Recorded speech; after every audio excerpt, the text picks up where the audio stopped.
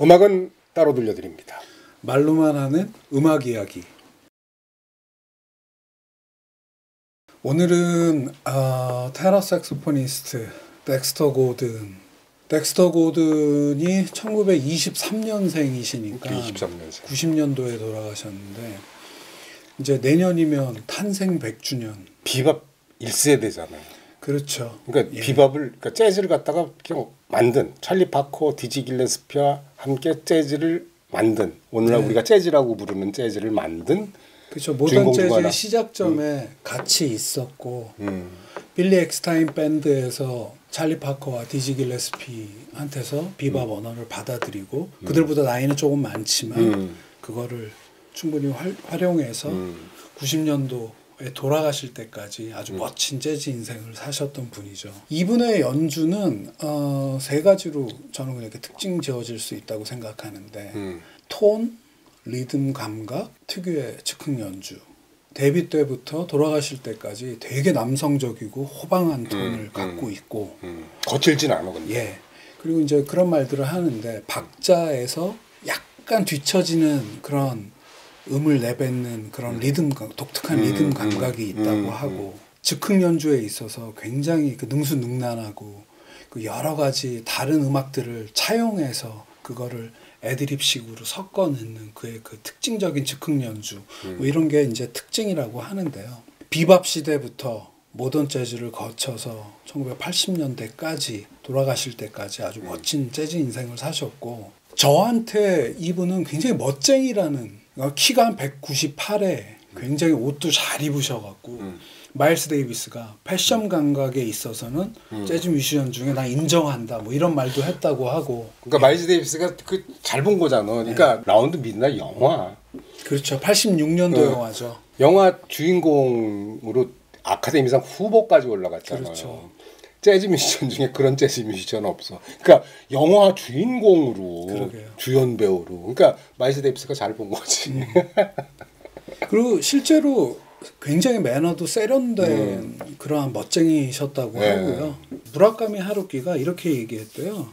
들판 한가운데 우뚝 솟아있는 커다란 떡갈나무 고목의 이미지가 있다. 이분이 이제 경력 내내 유지해온 톤이 있다고 생각하거든요. 덱스터 고든이다라고 느끼게 할 만큼의 어떤 일관된 톤을 쭉 지켜왔고 62년도에 미국을 떠나버려요. 그래서 유럽으로 이주를 해서 한 14년 동안 유럽에서 되게 편안한 재즈 인생을 살다가 76년도에 다시 복귀를 하는데 그렇게 이게 자신의 판단대로 독야청청하는 이미지 그냥 나는 이렇게 할 테야 하고 그걸 지켜가는 이미지 이런 거를 무라카미 하루키가 어떤 떡갈나무 고목 초원에 딱 홀로 서 있는 그런 고목의 이미지에 비유한 게 아닌가 싶기도 하고요. 이분이 이제 10대 때부터 프로 연주자로 생활을 했고 20살 근처에는 그 유명한 루이 암스트롱 밴드에서 연주를 하는데 루이 암스트롱을 아버지처럼 여겼다고 하고 루이 암스트롱이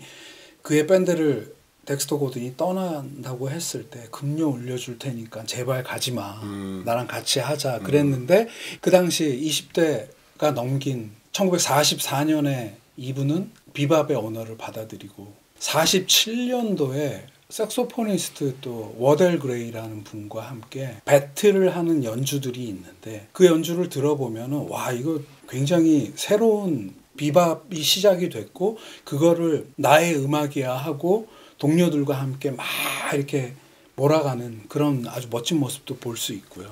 근데 이제 문제는 이분 인생에 있어서 1950년대가 문제인데요. 마약 문제죠. 마약으로 인해서 뭐 치료 그리고 수감 생활을 하느라고 통째로 50년대를 그냥 날려버리는 거죠.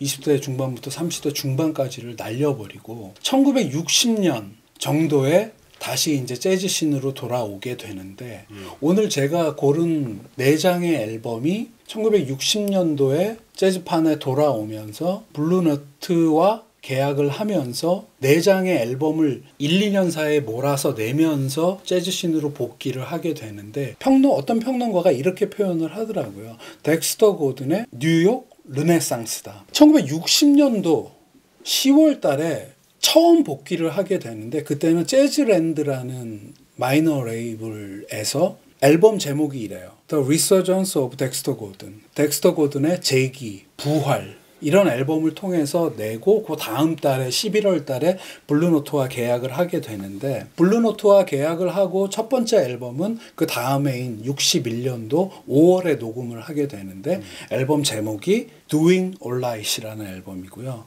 그 중에 제가 고른 곡은 I Was Doing Alright. 그 앨범의 첫 번째 곡인데요. 트럼펫의 프레디 허버드 그 당시 이제 한 22, 셋 된 이제 막 시작해서 앨범 한두 장을 낸 아주 재능 넘치는 젊은 트럼펫터를 기용을 했고 피아노의 호레이스 팔란, 베이스의 조지 터커, 드럼의 알 헤어우드 5명이 퀸텟 구성으로 연주를 하는데 제가 이렇게 이 앨범을 쭉 들으면서 느끼는 거는 아주 되게 정제되고 차분한 연주를 펼친다는 생각을 하게 돼요. 고른 곡, 첫 번째 곡인 I Was Doing Alright이 이제 조지 거신의 작곡인데 다시 돌아와서 기분 좋음을 느끼는 덱스터 고든의 산책 같은 느낌이랄까. 앨범이 되게 밝아요. 제가 가사를 보니까 널 만나기 전에 나는 되게 잘 지냈었어 하는 그런 이야기인데 뭐 심각한 이야기가 아니고 이렇게 산책하듯 되게 유쾌하게. 그리고 이 앨범 자켓 그 뉴욕의 시내에서 어떤 마차에 타서 활짝 웃고 있는 모습. 그러니까 이제 다시 시작되는 전성기를 즐기는 듯한 그런 아주 기분 좋은 앨범이라는 생각이 들고요. 이분이 다시 돌아오시면서 후배 중에 관악기 주자 중에 트럼펫 주자로서 아주 신의 한 수를 뒀다고 생각하는데 프레디 허버드 23살의 프레디 허버드를 기용을 해서 같이 음악을 하게 되는데 이 곡의 중간에 이 프레디 허버드의 트럼펫 솔로를 들으면 자기 개인 앨범 한 두 장 내고 대선배 앨범에 들어와서 이제 날아다니는구나 하는 게 느껴져서 이 전체적으로 덱스터 고든의 다시 시작되는 전성기와 새로 시작하는 뮤지션 프레디 허버드의 그 어울림이 굉장히 좋다는 생각이 들고요. 네. 이렇게 성공적인 복귀를 한 다음에 이제 두 번째 고른 앨범과 곡은 덱스터 콜링이라는 같은 61년도에 나온 앨범이고요. The End of a Love Affair, End of Love Affair라는 곡인데요. 복귀작 녹음을 한 지 3일 후에 편성을 확 바꿔서 멤버 구성을 확 바꿔서 녹음을 하게 되는데 덱스터 고든 테너 색소폰을 연주하고요. 피아니스트는 케니 드루, 베이스의 폴 챔버스, 드럼의 필리 조 존스, 마일스 데이비스의 베이스와 드럼을 맡았던 마일스 데이비스의 밴드에서 나온 상태죠.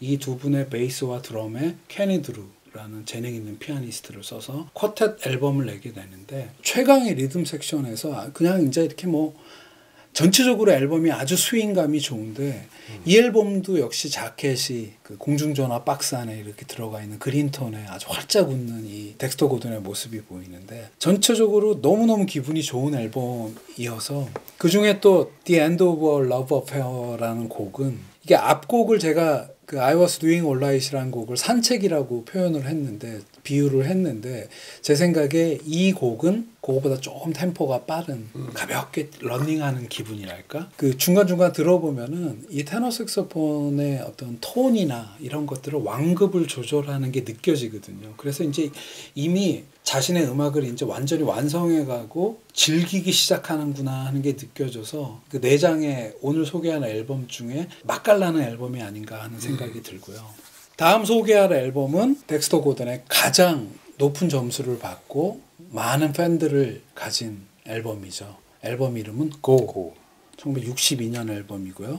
I Guess I'll Hang My Tears Out to Cry라는 곡인데요.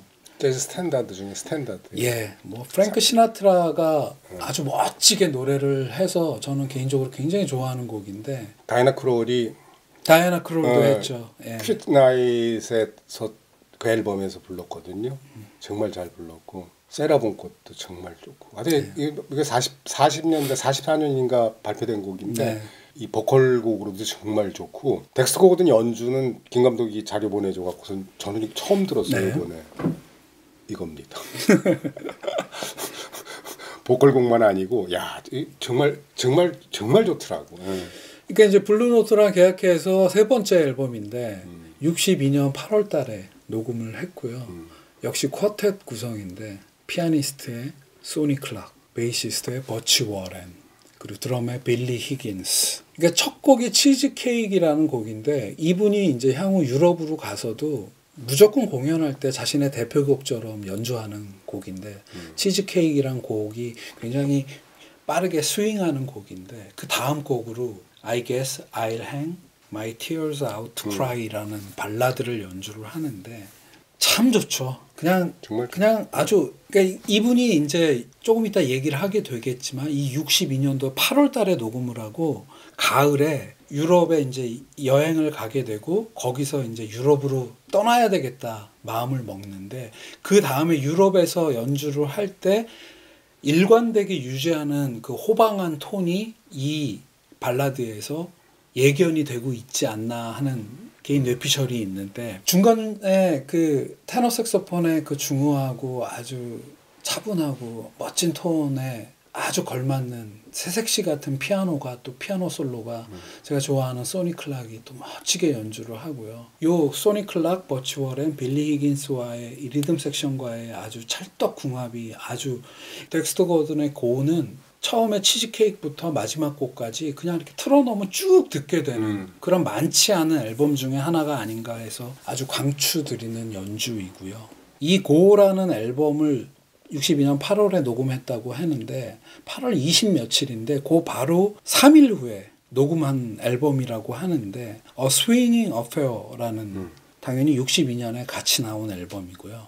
그중에 제가 고른 곡은 Don't Explain입니다. 지지난 시간인가요? 윈튼 켈리, 피아니스트 윈튼 켈리 얘기하면서 윈튼 켈리 앨범 피아노라는 앨범에 캐니버렐과 함께 연주한 Don't Explain을 언급한 적이 있었는데 피아노와 기타가 깔끔하게 연주한 Don't Explain이라면 이건 테너 색소폰의 매력을 흠뻑 느낄 수 있는 그 빌리 홀리데이가 이 곡을 만들었을 때 남편에게 받은 상처 그런 걸 노래한 건데 그 상처를 약간 어루만져주고 위로해주는 이분의 테너 색소폰의 톤이 그러한 여러 가지 감정을 담은 게 아닌가 하는 생각을 하게 되는데 아주 멋진 그래서 이분을 대표하는 발라드들 중에 뭐 You've Changed 뭐 이런 곡들을 유럽에 넘어가서도 계속 연주를 했는데 이 Don't Explain은 많지 않은데 이 앨범에서의 Don't Explain은 아주 들어보면은 반할 수밖에 없는 인스트루멘털 버전 중에 가장 좋은 버전이 아닌가 생각하게 되는데요. A Swinging Affair라는 앨범이 2, 3일 차이로 고라는 앨범과 똑같은 구성 소니 클락, 버치 워렌, 빌리 히긴스 리듬 섹션과 함께 녹음을 했는데 쌍둥이 앨범 같은데 2, 3일 차이로 세션을 가져서 녹음을 하면 그중에 베스트들을 모아서 앨범 하나로 내는데 제 생각에 블루노트의 대표 프로듀서인 알프레드 라이언과 덱스터 고든이 2, 3일 사이로 연주를 두 세션을 똑같은 멤버들과 해놓고 야 이거는 따로따로 내야 되겠다. 고르는 조금 업템포의 빠른 곡들 위주 이거는 조금 느리고 약간 라틴 리듬이나 이런 그래서 이 두 장의 앨범은 그냥 연결해서 들어도 굉장히 좋은 그래서 이제 62년도 8월 달까지 이렇게 블루노트와 1, 2년 사이에 4장의 앨범을 녹음을 하고요. 바로 가을에 유럽 투어를 떠난대요, 이분이.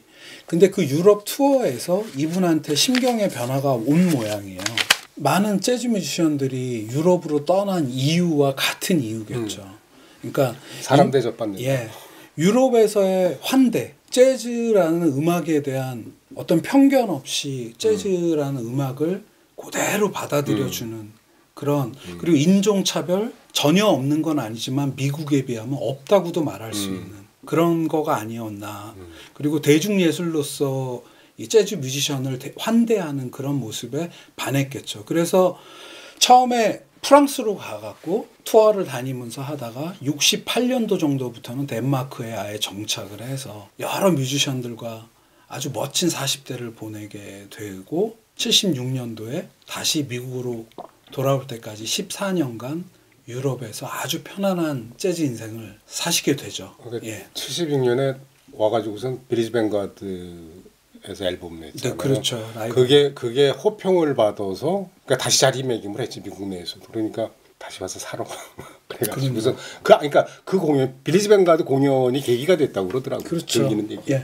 그러니까 이분은 되게 어떻게 생각하면 운도 좋은 게 자기가 싫어서 떠났지만 돌아올 때 그것도 굉장히 화제가 됐고 50년대를 마약 때문에 망쳐놓고 60년대에 들어서자마자 또 블루노트라는 레이블과 함께 그 평론가가 얘기했던 뉴욕 르네상스라는 시기를 겪었고 유럽에서도 중진의 아주 멋진 재즈 인생을 살았고 돌아와서도 그렇고 또 말년에는 아까 말씀하신 영화에 출연해서 나무주연상 후보로까지 오르는 그냥 아주 진짜 멋쟁이 인생을 사신 분이죠. 86년에는 NEA, 그러니까 내셔널 엔다우먼트 오브 더 아트의 재즈 마스터로 지정받았어요.